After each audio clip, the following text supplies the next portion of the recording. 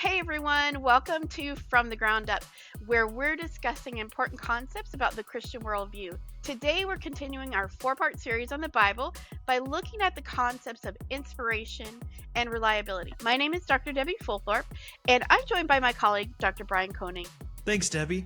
So, when we deal with issues of inspiration and reliability, you often hear Christians throwing these terms around. But what do they actually mean? Well, let's start by talking with inspiration. When Christians use this term, we're typically trying to get at what the apostle Paul meant in 2 Timothy 3:16. Allow me to read it for us. Here he says, "All scripture is breathed out by God and profitable for teaching, for reproof, for correction, and for training in righteousness." That's how the ESV puts it.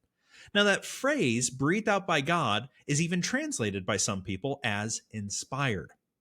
The most common definition we're going to use for inspiration is verbal plenary inspiration. By verbal, we mean that every word comes from God. There's no part of scripture that we can go to and say, hey, that's just Moses talking there, or that was just Paul talking on that day. Instead, every word is carried with the force of God to these individuals. And by plenary, we mean every part or every portion of scripture likewise comes from God. So to put these two ideas together, verbal and plenary, we can say that every part and every portion of scripture comes from God or is God breathed. Now, that's not to say that God dictated every word of Scripture. That's a whole Correct. different thing. But rather, it is the idea that God used the unique characteristics of the people who wrote Scripture to bring about the word that He intended.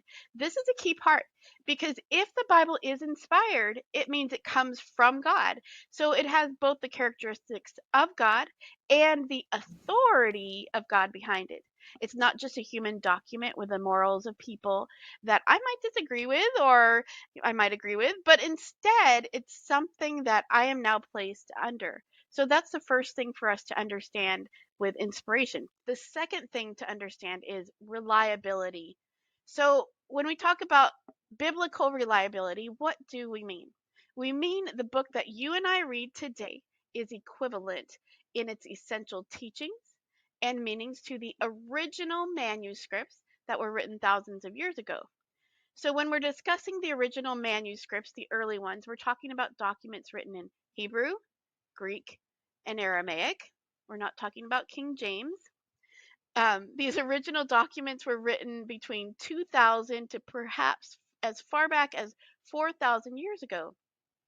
And that's far enough back in history that we don't have the autographs or the very originals anymore, but we do have some very reliable manuscripts that were written and were recorded through the ages by meticulous scribes.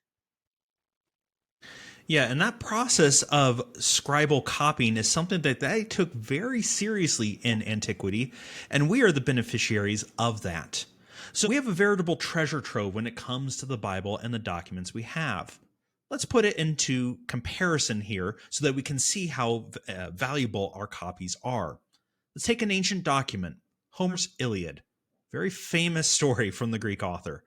It was originally written in 900 BC, and the earliest copy we have of it is from 400 BC. So that's a gap of 500 years. Of that original document, we have around 1,800 ancient copies of Homer's Iliad. Now, let's look at just the New Testament for comparison. The New Testament is compiled in the latter half of the first century CE up into the second century. Now, our earliest copies of these documents also start from those times. We have portions of the New Testament dated in the middle to late second century. We have whole books showing up at the end of the second century, going into the early third century, and we have multi book collections in the third century as well. So, whereas for Homer's Iliad, we had a gap of 500 years for our earliest documents, here we have a gap of 100 years and potentially even less to our very first copies. Similarly, remember how I said we have 1,800 ancient copies of Homer's Iliad? Well, for the New Testament, we have 5,800 copies of Greek manuscripts, not to mention ancient documents in other languages like Aramaic or Latin that also exist from back then. So you put it all together, and we have just a veritable treasure trove, as I said, of these documents that help us really appreciate that the document we have today is equivalent to the originals. For any of our watchers that want to go deeper here, the academic discipline that deals with these issues is something known as textual criticism. Textual critics are scholars who go into the minutiae of all these manuscripts, catalog their differences, and begin evaluating the significance of it. We owe them all a great deal of gratitude, and I highly encourage you to go check that out for yourself.